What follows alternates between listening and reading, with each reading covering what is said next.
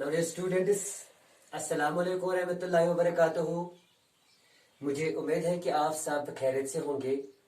तो ये स्टूडेंट्स, आज जो हमने टॉपिक मुंतखब किया है क्लास 9th का जो चैप्टर 7 है, जिसका नाम है peasants and farmers. Peasants and farmers यानी इस चैप्टर में हमें बात करनी है 3 कंट्रीज की। एक तो है इंग्लैंड, जहां पर फर्स्ट एग्रीकल्चरल रेवोल्यूशन अकर्ड हुआ, यानी जहां पर फर्स्ट एग्रीकल्चरल इनकलाब आया। दूसरी कंट्री जो है यूएसए की, जिसको bread basket and dust bowl भी कहा जाता है। और तीसरी कंट्री जो है इंडिया। इन 3 कंट्रीज की बात करनी है हमें इस चैप्टर में, जिसका नाम है peasants and farmers.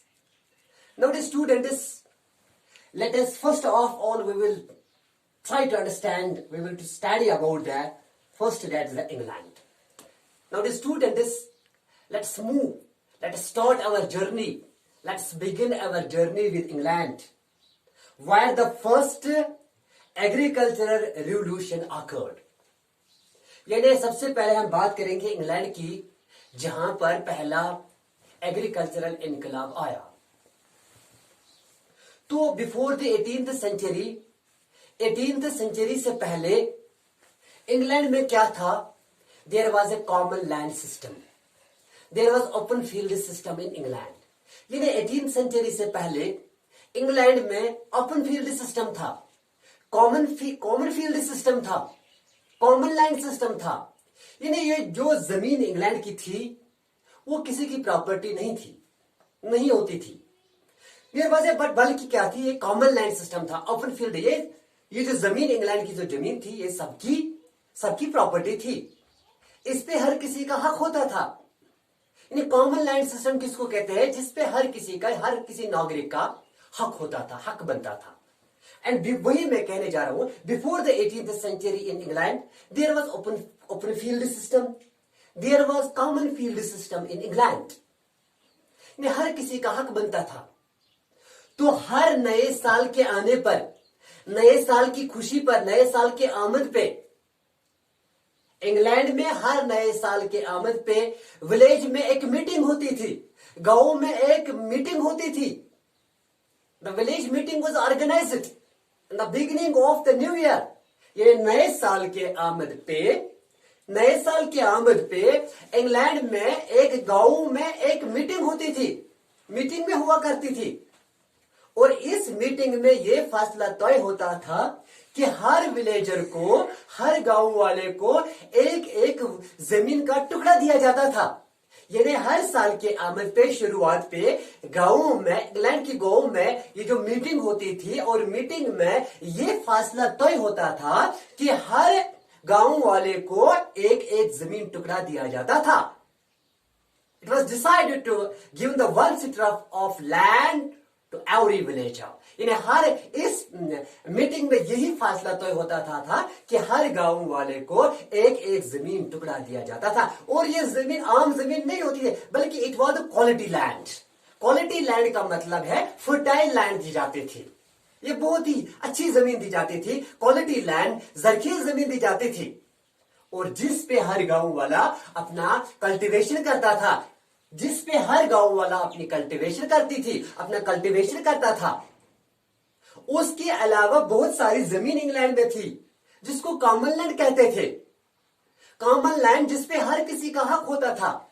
For example, ये कॉमन लैंड कैसी थी, किस तरह की ये कॉमन लैंड थी? फॉर एग्जाम्पल, फॉरेस्ट, जंगलात होते थे, फॉरेस्ट जिसपे हर किसी का हक होता था, जिनमें हर गांव वाले का, आम नागरिक का हक बनता था कि वो इन जंगलों में जा सके और वहां से फ्रूट्स हासिल कर सके, वहां से फायरवुड हासिल कर सके, और उन जंगलों में मेडिसिन हासिल करते थे।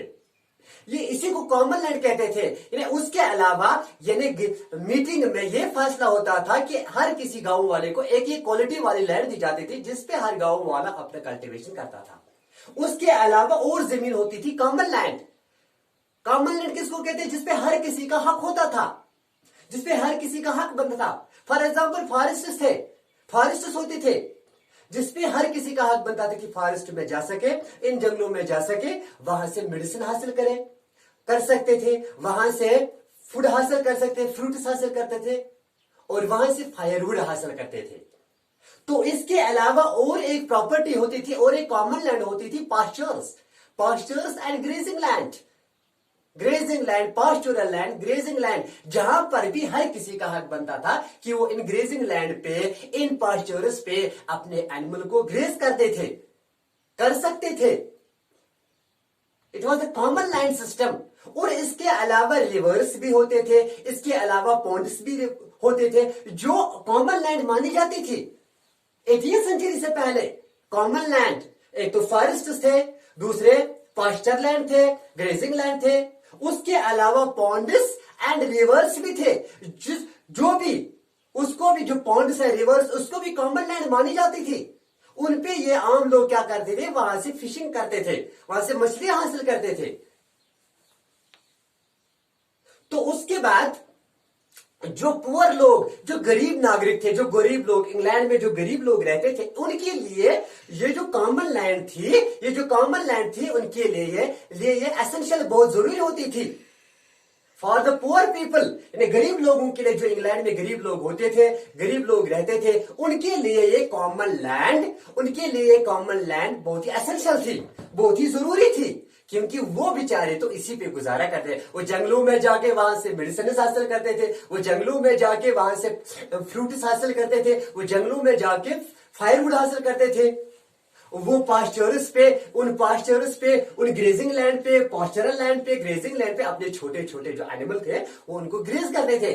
और बाद में क्या करते थे, बाद में उन एनिमल की जो मीट होती थी, मिल्क होती थी, उनका जो स्किन होता था, उनको बेचकर अपनी जिंदगी गुजर बसर करते थे। ये आम लोग वहां जो गरीब लोग थे, यानी ये जो कॉमन लैंड थी, इंग्लैंड में जो ये कॉमन लैंड थी, ये खासकर गरीब लोगों के लिए काफी जरूरी थी, बहुत ही अहमियत रखती थी। तो उसके अलावा जो पॉन्ड्स, रिवर्स होते थे, उनपे ये गरीब लोग क्या करते थे, फिशिंग करते थे, वहां से फिश हासिल करते थे, जिनपे अपना गुजारा करते, उनको बेचकर अपनी जिंदगी, अपना गुजारा करते थे। लेकिन इसमें काफी बदलाव आया, इसमें चेंज आई। Before beginning the 16th century, 16th century के बिगनिंग में, शुरुआत में, 16th सेंचुरी के शुरुआत में इसमें काफी बदलाव आया, इसमें थोड़ी सी चेंज हुई। किस तरह की चेंज आई इंग्लैंड में, यानी ये जो कॉमन लैंड सिस्टम था, ये जो ओपन फील्ड सिस्टम था इंग्लैंड में, जो हर किसी का हक, जिनपे हर किसी की जो कॉमन लैंड थी, जिनपे हर किसी का हक बनता था, लेकिन 16th सेंचुरी के बिगनिंग से ही इसमें काफी चेंज आई, इसमें काफी बदलाव आया। किस तरह की चेंज आई, जो एक कॉमन फील्ड सिस्टम था, जो एक ओपन फील्ड सिस्टम था इंग्लैंड में, ये चेंज हुई इनक्लोज्ड लैंड में, यानी ये बंद होने लगे। जो कॉमन लैंड सिस्टम थी, जो कॉमन लैंड सिस्टम, जो ओपन लैंड सिस्टम था, ये बंद होने लगी 16th सेंचुरी के बिगिनिंग से, शुरू में ही ये बंद होने लगे। क्यों बंद होने लगे, क्योंकि 16th सेंचुरी में जो वूल प्रोडक्शन था, जो इंग्लैंड में वूल प्रोडक्शन था, 16th सेंचुरी में जो वूल प्रोडक्शन था इंग्लैंड में, उसकी जो प्राइस थी, the price of the wool production went up in the world market, यानी वर्ल्ड मार्केट में जो प्राइस था, जो वूल की प्राइस थी, वो वेंट अप हो गई, उसका जो कीमत था बढ़ गया, वर्ल्ड मार्केट में उसकी कीमत बढ़ गई, वूल की कीमत बढ़ गई। और जो रिच फार्मर्स थे, जो रिच फार्मर्स रहते थे इंग्लैंड में, उन्होंने क्या किया, उन्होंने उस वूल प्रोडक्शन को इंप्रूव करने के लिए, वूल प्रोडक्शन को इंप्रूव करने के लिए उन्होंने बहुत ज्यादा से ज्यादा जो शीप रखते थे, जो शीप, उनकी ब्रीडिंग की, उनकी तादाद इंप्रूव की, ताकि उनसे ज्यादा वूल की प्रोडक्शन मिले, उनको प्रॉफिट मिले। जो रिच फार्मर्स थे, जो ये रिच फार्मर्स इंग्लैंड में रहते थे, जब वूल की प्रोडक्शन 16th सेंचुरी में वूल की प्रोडक्शन इंक्रीज हो गई, वर्ल्ड मार्केट में वूल की प्रोडक्शन इंक्रीज हो गई, जो ये रिच फार्मर्स थे, उन्होंने उस वूल प्रोडक्शन को इंप्रूव करने के लिए ज्यादा से ज्यादा हर्ड किए, ज्यादा से ज्यादा शीप को ग्रेज किए, और ज्यादा से ज्यादा शीप को ग्रेज करने के लिए पास्चर्स की जरूरत थी।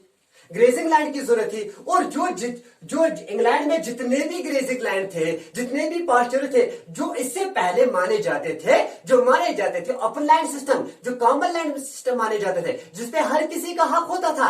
लेकिन जो ही वूल प्रोडक्शन की कीमत बढ़ गई, वर्ल्ड मार्केट में वूल प्रोडक्शन की कीमत बढ़ गई, और उन्होंने ये जो रिच फार्मर्स थे इंग्लैंड में, उन्होंने उनको एनक्लोज किया। जो कॉमन लैंड सिस्टम थी, जो ये पास्चरल लैंड थे, जो ये एनक्लोजर, जो ये पास्चरल लैंड थे, जो ये ग्रेजिंग लैंड थे, उनको एनक्लोज कर दिया गया, उनको बंद कर दिया गया। They build their herds, they build their hedges, they build their hedges around the common land system. उन्होंने दीवारें खड़ा कर दिए, उन्होंने बड़े बड़े ऊंचे ऊंचे दीवार बनाए। ये इसका मतलब ये है कि जो ओपन फील्ड सिस्टम था, जो कॉमन लैंड सिस्टम था, जो पास्चरल लैंड थे, जो ग्रेजिंग लैंड थी इंग्लैंड में, जिसपे गरीबों का हक था, जिसपे गरीब लोग अपना गुजारा करते थे, उन्होंने जो रिच फार्मर्स थे, जो ही वूल की प्रोडक्शन इंक्रीज हो गई, वूल प्रोडक्शन को इंप्रूव करने के लिए उन्होंने बहुत से ज्यादा शीप रखे, और बहुत से ज्यादा शीप रखने के लिए उनकी पास्चर्स के लिए उन्होंने यही कॉमन लैंड जो पास्चर्स थी, ग्रेजिंग लैंड, उनको बंद कर दिए गए, उन पे बड़े बड़े ऊंचे ऊंचे दीवारें खड़ा कर दिए गए। और जिसका साफ और कहा जाता है कि 1750 से 1715, between 1715 and 1850, between 1750 and 1850 about 6 million acres of land were enclosed. कहा जाता है कि 1750 से 1850 तक इंग्लैंड में जो थी 6 million acres of land were enclosed. 6 million land जो थी, तकरीबन 6 मिलियन लैंड जो थी इंग्लैंड में, उसको बंद कर दी गई, दे वर एनक्लोज्ड। और जिसका सीधा असर पड़ा, जो गरीब लोग थे, जो गरीब नागरिक थे इंग्लैंड में, उन पे काफी बुरा असर पड़ा। तो नेक्स्ट आगे हम पढ़ेंगे, जो नेक्स्ट टॉपिक में जरूर मिलेंगे आपके साथ।